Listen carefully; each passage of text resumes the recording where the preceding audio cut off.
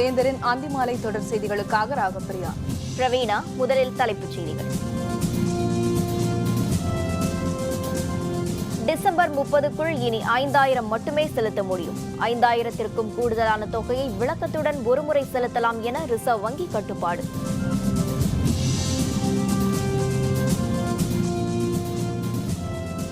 பிரதமர் மோடியை சந்தித்தார் முதல்வர் பன்னீர்செல்வம். வர்தா புயல் பாதிப்புக்கு நிவாரண நிதி கோரினார்.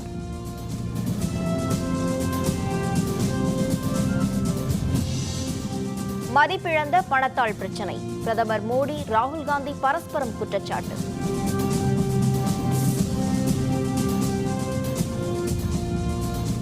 திமுக தலைவர் கருணாநிதி தேறி வருகிறார். மு.க. ஸ்டாலின் தகவல்.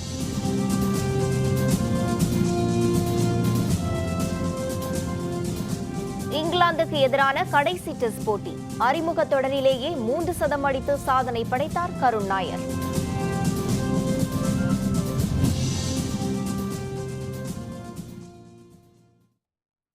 பழைய 500 மற்றும் 1000 ரூபாய் பணத்தாள்களை வங்கி கணக்குகளில் செலுத்த புதிய கட்டுப்பாடுகளை ரிசர்வ் வங்கி விதித்துள்ளது. இனி டிசம்பர் 30ஆம் தேதி வரை ஒரே ஒரு முறை மட்டுமே 5000 ரூபாய்க்கு அதிகமான தொகையை செலுத்த முடியும்.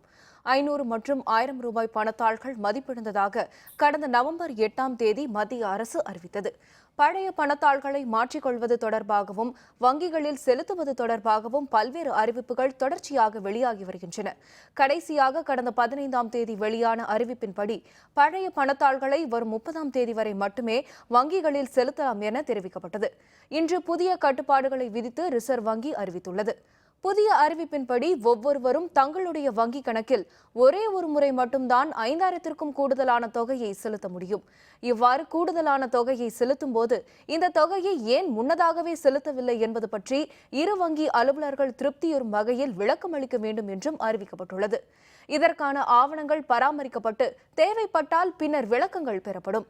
மேலும் 5000 வரையிலான தொகையை வங்கியில் செலுத்த முடியும்.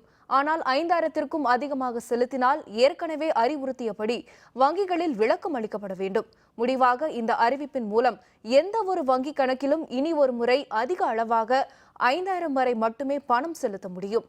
5000த்திற்கும் கூடுதலாக பணம் செலுத்துவதற்கு புதிய கட்டுப்பாடுகளை ரிசர்வ் வங்கி விதித்துள்ளது.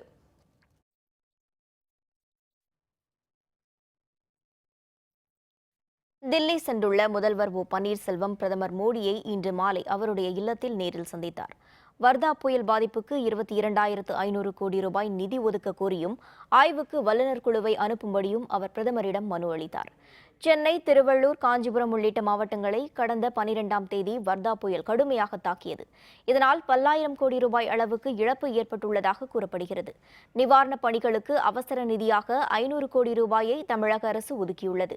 எனினும் நிவாரணப் பணிகளை விரைவாக மேற்கொள்ள கூடுதல் நிதியை உடனடியாக ஒதுக்குமாறு மத்திய அரசிடம் கோரிக்கை விடுப்பதென முடிவு எடுக்கப்பட்டது. இதனையடுத்து சென்னையிலிருந்து இன்று காலை முதல்வர் ஓ பன்னீர்செல்வம் தில்லி புறப்பட்டு சென்றார். அவருடன் தலைமைச் செயலர் ராமமோகன ராவ், முதல்வரின் ஆலோசகர் ஷீலா பாலகிருஷ்ணன் மற்றும் 8 செயலர்கள் அடங்கிய குழுவினரும் சென்றனர். இன்று மாலை பிரதமர் மோடியை நேரில் சந்தித்த பன்னீர்செல்வம் வர்தா புயல் பாதிப்புக்கு 22,457 கோடி ரூபாய் நிவாரண நிதி வழங்க கோரி கோரிக்கை மனுவை அவரிடம் அளித்தார். இது தவிர மறைந்த முதல்வர் ஜெயலலிதாவுக்கு பாரத ரத்னா விருது வழங்க வேண்டும், நாடாளுமன்றத்தில் அவருக்கு வெண்கல சிலை அமைக்க வேண்டும் போன்ற கோரிக்கை மனுவையும் முதல்வர் பன்னீர்செல்வம் பிரதமரிடம் அளித்தார். திமுக தலைவர் கருணாநிதி உடல்நலன் தேறி வருவதாக தெரிவித்த மு.க. ஸ்டாலின் மருத்துவ சிகிச்சைக்கு பின்னர் 2 நாட்களில் கருணாநிதி இல்லம் திரும்புவார் என்றும் கூறியுள்ளார். திமுகவின் மூத்த தலைவரும் பொதுச் செயலருமான க. அன்பழகனின் 95வது பிறந்தநாள் இன்று உற்சாகமாக கொண்டாடப்பட்டு வருகிறது. இதனையடுத்து திமுக பொருளாளரும் எதிர்க்கட்சித் தலைவருமான மு.க. ஸ்டாலின் திமுக பொதுச் செயலர் அன்பழகனை நேரில் சந்தித்து பிறந்தநாள் வாழ்த்து தெரிவித்தார். பின்னர் செய்தியாளர்களுடன் பேசிய அவர் திமுக தலைவர் கருணாநிதி உடல் நலன் தேறி வருவதாக தெரிவித்தார். சென்னை கீழ்ப்பாக்கத்தில் உள்ள திமுக பொதுச் செயலர் அன்பழகன் வீட்டிற்கு வந்த ஏராளமான திமுக தொண்டர்களும் நிர்வாகிகளும் அவருக்கு பிறந்தநாள் வாழ்த்துக்களை தெரிவித்தனர். முன்னாள் மத்திய அமைச்சர் மு.க. அழகிரி, முன்னாள் அமைச்சர் ஆற்காடு வீராசாமி, திருச்சி சிவா, MP பழ கருப்பையா உள்ளிட்டோர் நேரில் வந்து அன்பழகனுக்கு வாழ்த்து தெரிவித்தனர். திமுக பொதுச் செயலர் அன்பழகனை தமிழக காங்கிரஸ் தலைவர் திருநாவுக்கரசர் நேரில் சந்தித்து பிறந்தநாள் வாழ்த்து தெரிவித்தார். பின்னர் செய்தியாளர்களுடன் பேசிய திருநாவுக்கரசர் புயல் பாதிப்பு நிவாரண உதவி வழங்கும் விவகாரத்தில் மத்திய அரசு மெத்தனமாக செயல்படுவதாக தெரிவித்தார். இதனிடையே சென்னை காவேரி மருத்துவமனையில் தொண்டை மற்றும் நுரையீரல் தொற்று காரணமாக அனுமதிக்கப்பட்டுள்ள திமுக தலைவர் கருணாநிதியின் உடல்நலன் பற்றி பல்வேறு அரசியல் கட்சிகளின் தலைவர்கள் மருத்துவமனைக்கு நேரில் சென்று விசாரித்து வருகின்றனர். பாரதிய ஜனதா கட்சியின் தமிழக தலைவர் தமிழிசை சவுந்தரராஜன், திராவிட கழக தலைவர் கி வீரமணி உள்ளிட்டோரும் இன்று மருத்துவமனைக்கு சென்று கருணாநிதியின் உடல்நலன் பற்றி கேட்டறிந்தனர்.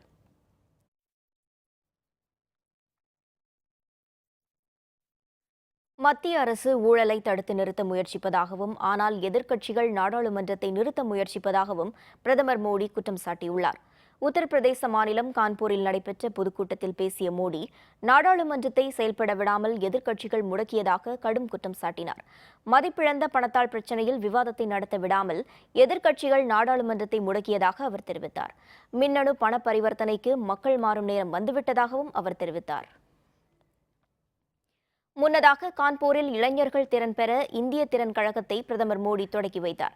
மேலும் உத்தரப்பிரதேச இளைஞர்களுக்காக திறன் வளர்ப்பு குறித்த கண்காட்சியையும் அவர் தொடக்கி வைத்து பார்வையிட்டார்.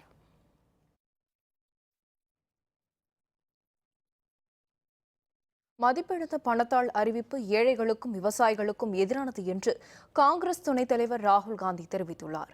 உத்தரப்பிரதேச மாநிலத்தில் அடுத்த ஆண்டு சட்டப்பேரவை தேர்தல் நடைபெறவுள்ளது.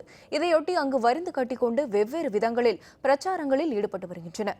இன்று காலை உத்தரப்பிரதேச மாநிலத்தில் பிரதமர் மோடி பல்வேறு நிகழ்ச்சிகளிலும் பங்கேற்றார். இதையடுத்து இன்று பிற்பகல் அம்மாநிலத்தின் ஜான்பூர் மாவட்டத்தில் நடைபெற்ற பொதுக்கூட்டத்தில் காங்கிரஸ் துணைத் தலைவர் ராகுல் காந்தி பங்கேற்று பேசினார். அப்போது அவர் பேசுகையில் மதிப்பிழந்த பணத்தாள் அறிவிப்பு கருப்பு பணத்திற்கு எதிரானது அல்ல என்றும் ஏழைகளுக்கு எதிரானது என்றும் குறிப்பிட்டார். கடந்த ஒரு மாதத்தில் இந்தியாவின் 60% செல்வம் நாட்டின் 1% பணக்காரர்களிடம் மாறி இருப்பதாகவும் அவர் குற்றம் சாட்டினார். சென்னை சவுகார்பேட்டையில் நகைக்கடை அதிபர் வீடு உள்ளிட்ட 3 இடங்களில் வருமான வரித்துறையினர் நடத்திய சோதனையில் 10 கோடி ரூபாய் பணம் பறிமுதல் செய்யப்பட்டுள்ளது. சென்னை பாரிமுனையை அடுத்த சவுகார்பேட்டை பகுதியில் நகைக்கடை நடத்தி வரும் இரானி என்பவர் பற்றி வருமான வரித்துறையினருக்கு தகவல் கிடைத்ததை அடுத்து அவரது வீடு உள்ளிட்ட பகுதிகளில் இன்று சோதனை நடத்தினர். அவரது வீடு உள்ளிட்ட 3 இடங்களில் நடத்தப்பட்ட சோதனையில் 10 கோடி ரூபாய் பணம் பறிமுதல் செய்யப்பட்டுள்ளது. பணம் மற்றும் பறிமுதல் செய்யப்பட்ட ஆவணங்களை வைத்து அடுத்த கட்ட விசாரணை நடத்தப்படும் என்று தெரிகிறது.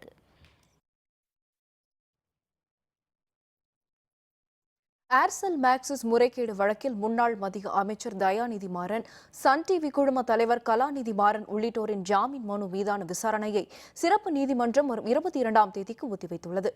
கலாநிதி மாறன் மத்திய தொலைத்தொடர்புத்துறை அமைச்சராக இருந்தபோது ஏர்செல் நிறுவனத்தை மிரட்டி அதன் பங்குகளை மலேசியாவின் மேக்சிஸ் நிறுவனத்திற்கு முறைகேடாக விற்பனை செய்தது. இதில் சன் டிவி குழுமம் ஆதாயம் அடைந்தது தொடர்பான வழக்கு தில்லி சிபிஐ சிறப்பு நீதிமன்றத்தில் நடைபெற்று வருகிறது. ஏற்கனவே குற்றப்பத்திரிகை தாக்கல் செய்யப்பட்டுள்ள இந்த வழக்கில் ஏர்செல் நிறுவன சொத்துக்களையும் சேர்க்க வேண்டும் என புதிதாக கோரிக்கை விடுக்கப்பட்டுள்ளது.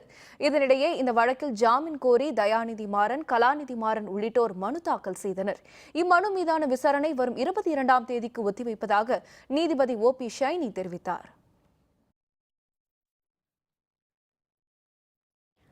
பத்தான்கோட் விமான தளத்தில் நடத்தப்பட்ட தாக்குதல் தொடர்பாக ஜெய்ஷ்-இ முகமது அமைப்பின் தலைவர் மசூத் அசார் உள்ளிட்ட 4 பேர் மீது NIA எனப்படும் தேசிய புலனாய்வு முகமை குற்றப்பத்திரிகை தாக்கல் செய்துள்ளது.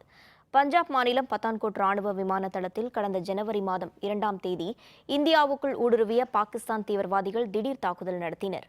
தாக்குதலில் 7 ராணுவ வீரர்கள் பலியாகினர். பலர் படுகாயமடைந்தனர். தாக்குதல் சம்பவம் பற்றி NIA எனப்படும் தேசிய புலனாய்வு முகமை விசாரணை நடத்தி வந்தது. சம்பவம் தொடர்பான குற்றப்பத்திரிகையை தேசிய புலனாய்வு முகமை தாக்கல் செய்துள்ளது. பஞ்சாப் மாநிலம் பஞ்ச்குல்லாவில் அமைந்திருக்கும் சிறப்பு நீதிமன்றத்தில் தாக்கல் செய்துள்ள குற்றப்பத்திரிகையில் ஜெய்ஷ்-இ முகமது அமைப்பின் தலைவரான மௌலானா மசூத் அசார் முக்கிய குற்றவாளியாக சேர்க்கப்பட்டுள்ளார். மசூத் அசாரின் சகோதரர் சாஹித் லத்தீப், கமாண்டர் காசிப் உள்ளிட்ட 4 பேர் மீது சம்பவம் தொடர்பாக குற்றம் சாட்டப்பட்டுள்ளது.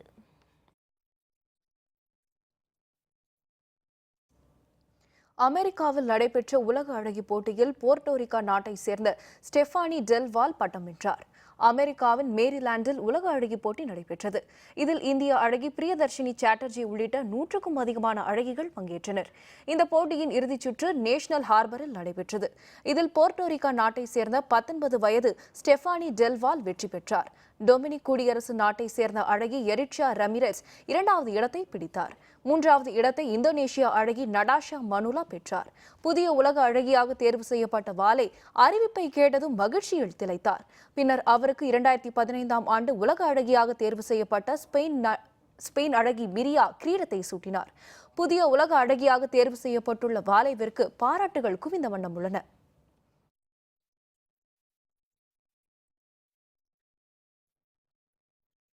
புயல் பாதிப்பு நிவாரணம் வழங்க நடவடிக்கை. வருவாய்த்துறை அமைச்சர் உதயகுமார் தகவல். விவரம் விளம்பர இடைவேளைக்கு பிறகு.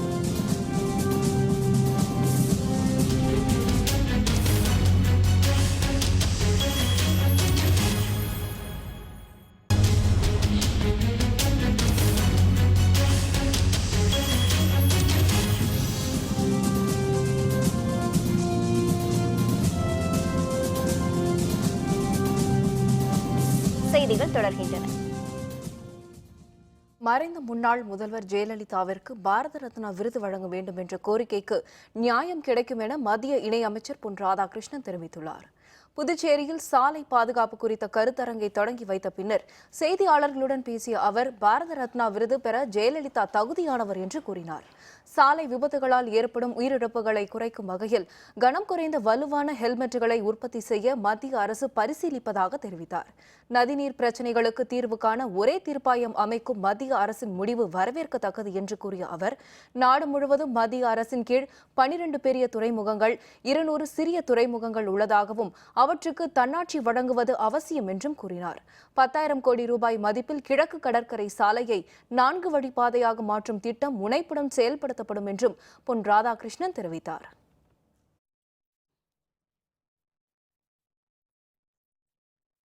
வர்தா புயலால் பாதிக்கப்பட்டவர்களுக்கு நிவாரணம் வழங்க நடவடிக்கை எடுக்கப்பட்டு வருவதாக வருவாய்த்துறை அமைச்சர் ஆர்.பி. உதயகுமார் தெரிவித்தார்.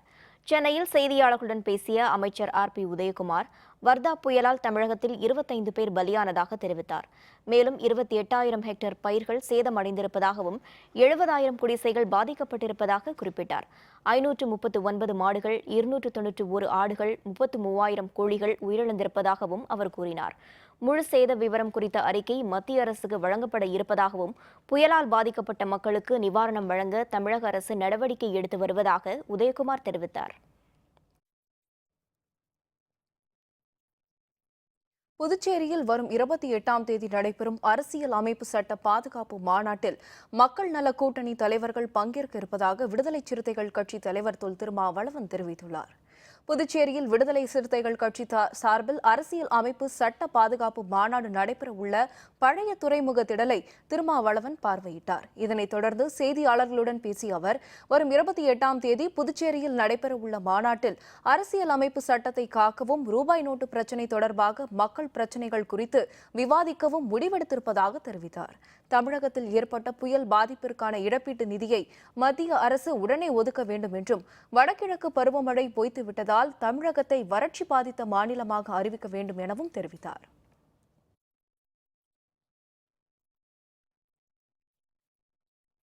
ஜல்லிக்கட்டு போட்டிகளை நடத்துவதற்கு சட்டம் சாதகமாக இல்லையெனில் தடையை மீறி போட்டிகளை நடத்துவதை தவிர வேறு வழியில்லை என்று நாம் தமிழர் கட்சியின் தலைமை ஒருங்கிணைப்பாளர் சீமான் தெரிவித்துள்ளார். திருப்பூரில் நடைபெறும் நிகழ்ச்சியில் பங்கேற்பதற்காக கோயம்புத்தூர் விமான நிலையம் வந்த அவர் செய்தியாளர்களுடன் பேசினார். காவிரி மேலாண்மை வாரியம் அமைப்பதில் ஒரு மாதிரியாகவும், ஜல்லிக்கட்டு போட்டிகளை நடத்துவதில் மற்றொரு விதமாகவும் மத்திய அரசு செயல்படுவதாக குற்றம் சாட்டிய அவர், மதிமுக பொதுச் செயலர் வைகோ கார் மீது நடத்தப்பட்ட தாக்குதல் சம்பவம் வருத்தமளிப்பதாகவும் தெரிவித்தார்.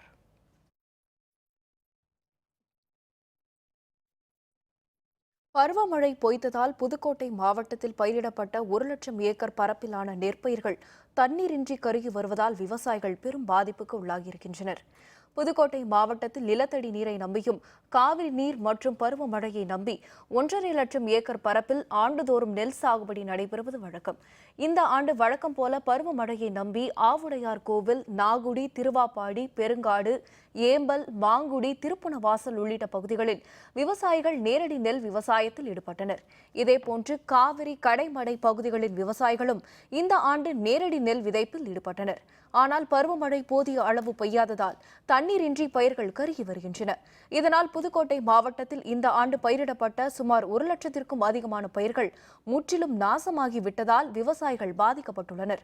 பயிர்கள் பாதி கருகிய நிலையில் இனி மழை பெய்தாலும் பலனில்லை என்பதால் வயல்களில் ஆடு, மாடுகளை மேய்த்து வருகின்றனர். தங்களது வாழ்வாதாரம் பாதிக்கப்பட்டுள்ளதாகவும் மத்திய, மாநில அரசுகள் உரிய நிவாரணம் மற்றும் இழப்பீட்டுத் தொகையை வழங்க வேண்டும் என விவசாயிகள் கோரிக்கை விடுத்துள்ளனர்.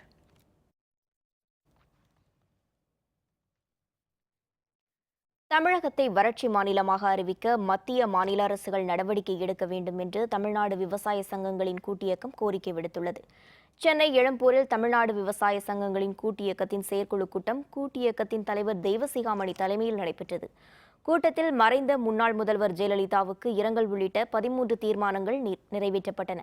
போதிய மழை இல்லாததால் தமிழகத்தில் விவசாய பயிர்கள் கருகும் நிலை ஏற்பட்டதாகவும், அதன் காரணமாக 36 விவசாயிகள் உயிரிழந்துள்ளதாகவும், பலியான விவசாயிகள் குடும்பங்களுக்கு தலா 30 லட்சம் ரூபாய் இழப்பீடு வழங்க வேண்டும் எனவும் கூட்டத்தில் வலியுறுத்தப்பட்டது. பாதிக்கப்பட்ட விவசாயிகளின் குடும்பத்தில் ஒருவருக்கு அரசு வேலை வழங்க வேண்டும் எனவும் கூட்டத்தில் தீர்மானம் நிறைவேற்றப்பட்டது.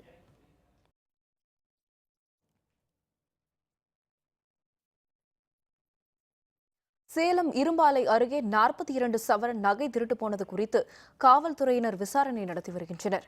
சேலம் இரும்பாலை அருகே உள்ள மாரமங்கலத்துப்பட்டி கீதா நகர் பகுதியைச் சேர்ந்த ஸ்டான்லி தோப்புக்காளை என்பவர் தனது குடும்பத்தினருடன் நேற்று மதுரை சென்றிருந்தார்.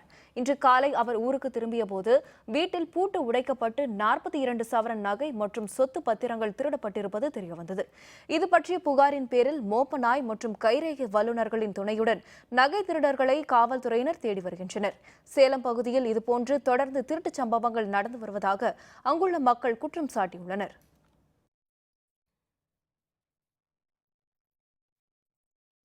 செங்கல்பட்டு அரசு மருத்துவமனை வளாகம் அருகே 5 பேர் கொண்ட கும்பலால் இளைஞர் ஒருவர் வெட்டி படுகொலை செய்யப்பட்டார். காஞ்சிபுரம் மாவட்டம் அஞ்சூர் குன்னவாக்கம் பகுதியைச் சேர்ந்த சதீஷ் சென்னையில் உள்ள தனியார் நிறுவனத்தில் பணியாற்றி வந்தார். இவர் சொந்த ஊருக்கு சென்றிருந்த நிலையில் செங்கல்பட்டு அரசு மருத்துவமனை வளாகம் அருகே உள்ள உணவகத்திற்கு சென்றபோது அங்கு காரில் வந்த கும்பல் அவரை வெட்டி படுகொலை செய்தது. இது தொடர்பாக காவல்துறையினர் வழக்கு பதிந்து விசாரித்து வருகின்றனர். கொலையுண்ட சதீஷ் மீது 2 கொலை மற்றும் கொள்ளை வழக்குகள் நிலுவையில் உள்ளது குறிப்பிடத்தக்கது.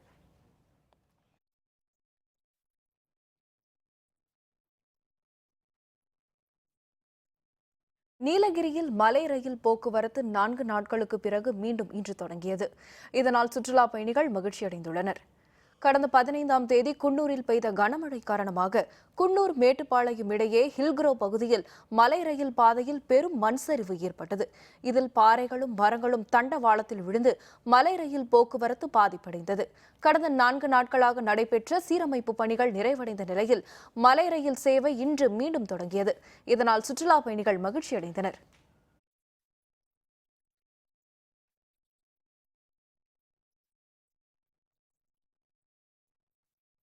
ராணுவத்தின் கட்டுப்பாட்டில் அலப்போ நகரம். ஈரான் அரசியல் நோக்கர்கள் வரவேற்பு. விவரம் விளம்பர இடைவேளைக்கு பிறகு.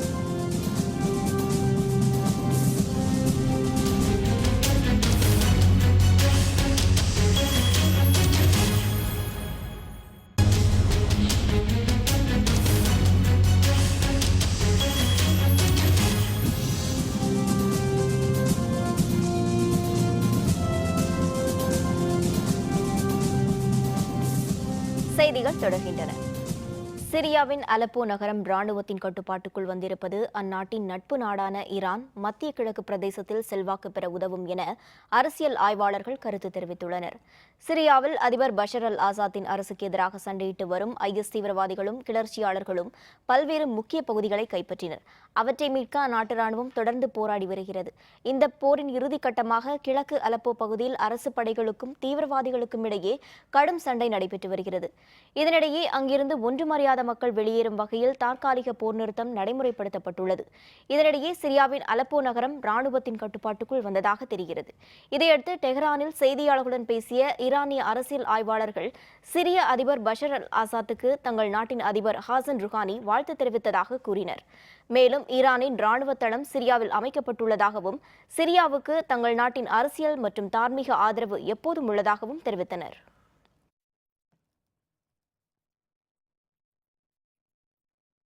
அமெரிக்க அதிபராக தேர்வாகியுள்ள டொனால்டு டிரம்பிற்கு எதிரான போராட்டங்கள் தொடரும் நிலையில் நியூயார்க்கில் நடைபெற்ற கண்டன பேரணியில் பலர் பங்கேற்றனர்.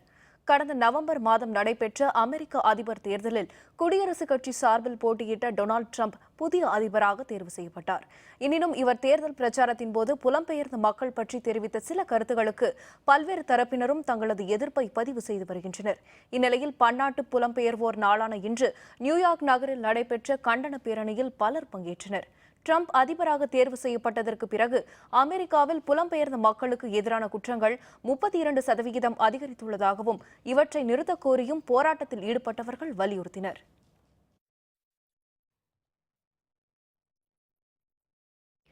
இங்கிலாந்து அணிக்கு எதிரான கடைசி போட்டியில் முதல் இன்னிங்ஸில் 759 ரன்களை எடுத்து சாதனை படைத்த இந்திய அணி டிக்ளேர் செய்துள்ளது. இந்தியா இங்கிலாந்து அணிகள் மோதும் 5வது மற்றும் கடைசி டெஸ்ட் போட்டி சென்னை சேப்பாக்கம் MA சிதம்பரம் திடலில் நடைபெற்று வருகிறது. இந்த போட்டியில் முதலில் பேட் செய்த இங்கிலாந்து அணி தனது முதல் இன்னிங்ஸில் 157.2 ஓவர்களில் 477 ரன்கள் குவித்து ஆட்டமிழந்தது. இதையடுத்து களத்தில் இறங்கிய இந்திய அணி 4வது நாளான இன்று 7 விக்கெட் இழப்புக்கு 759 ரன்களை எடுத்து டிக்ளேர் செய்துள்ளது. லோகேஷ் ராகுல் 199 ரன்கள் எடுத்து ஆட்டமிழந்தார். இந்திய அணியின் கருண் நாயர் 303 ரன்கள் எடுத்தார். இங்கிலாந்தை விட இந்திய அணி 282 ரன்கள் முன்னிலையில் உள்ள நிலையில் டிக்ளேர் செய்தது. இதையடுத்து இரண்டாவது இன்னிங்ஸை தொடங்கிய இங்கிலாந்து அணி ஆட்ட நேர முடிவில் 5 ஓவரில் விக்கெட் இழப்பின்றி 12 ரன்கள் எடுத்திருந்தது. கேப்டன் குக்கும் ஜென்னிங்ஸும் களத்தில் உள்ளனர்.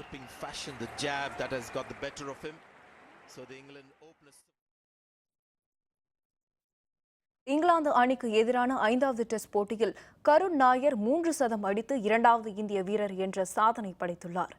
சென்னையில் நடைபெற்று வரும் இங்கிலாந்துக்கு எதிரான 5வது மற்றும் கடைசி டெஸ்ட் போட்டியில் முதலில் பேட் செய்த இங்கிலாந்து அணி தனது முதல் இன்னிங்ஸில் 157.2 ஓவர்களில் 477 ரன்கள் குவித்து ஆட்டமிழந்தது. இந்திய அணியில் இடம்பெற்றுள்ள கருண் நாயர் 303 ரன்களை எடுத்து ஆட்டமிழக்காமல் இருந்தார். அறிமுக டெஸ்ட் தொடரிலேயே இவர் இந்த சாதனையை படைத்துள்ளார். 381 பந்துகளை சந்தித்து 32 பவுண்டரிகள் 4 சிக்சர்கள் என மொத்தம் 303 ரன்களை எடுத்துள்ளார். இதற்கு முன் வீரேந்தர் சேவாக் 3 சதம் அடித்துள்ள நிலையில் கருண் நாயர் 2வது வீரர் என்ற பெருமையை பெற்றுள்ளார். முதல் டெஸ்ட் சதத்தை 3 சதமாக்கிய ஒரே இந்திய வீரர் என்ற புதிய சாதனையையும் கருண் நாயர் படைத்துள்ளார். இவருக்கு வீரேந்தர் சேவாக் வாழ்த்து தெரிவித்துள்ளார். கருண் நாயரின் 3 சதம் மூலம் இந்திய அணி ஒரே இன்னிங்ஸில் அதிக ரன்களை குவித்த இந்திய அணி என்ற சாதனையையும் படைத்துள்ளது. His first 100 in Test match cricket has been converted for the young man. Yeah, when the camera comes out, it's always an important landmark or an important moment in the game. Anil Kumble, the coach, gets his camera out, takes the snapshot, and as you can see, pads on. மீண்டும் தலைப்புச் செய்திகள்.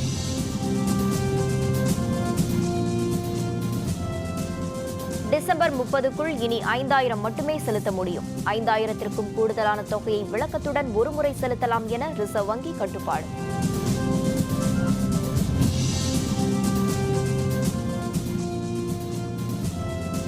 பிரதமர் மோடியை சந்தித்தார் முதல்வர் பன்னீர்செல்வம். வர்தா புயல் பாதிப்புக்கு நிவாரண நிதி கோரினார்.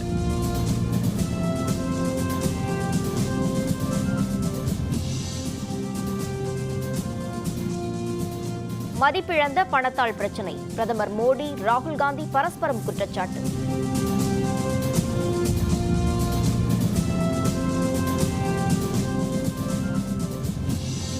திமுக தலைவர் கருணாநிதி தேறி வருகிறார். மு.க. ஸ்டாலின் தகவல்.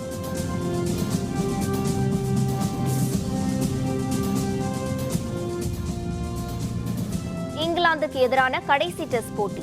அறிமுக தொடரிலேயே 3 சதம் அடித்து சாதனை படைத்தார் கருண் நாயர்.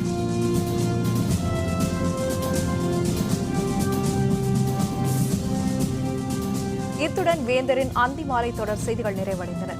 மீண்டும் இரவு 7:30 மணிக்கு வேந்தரின் ஒரு நாள் ஒரு பொழுது இரவு செய்திகளில் சந்திப்போம். வணக்கம். வணக்கம்.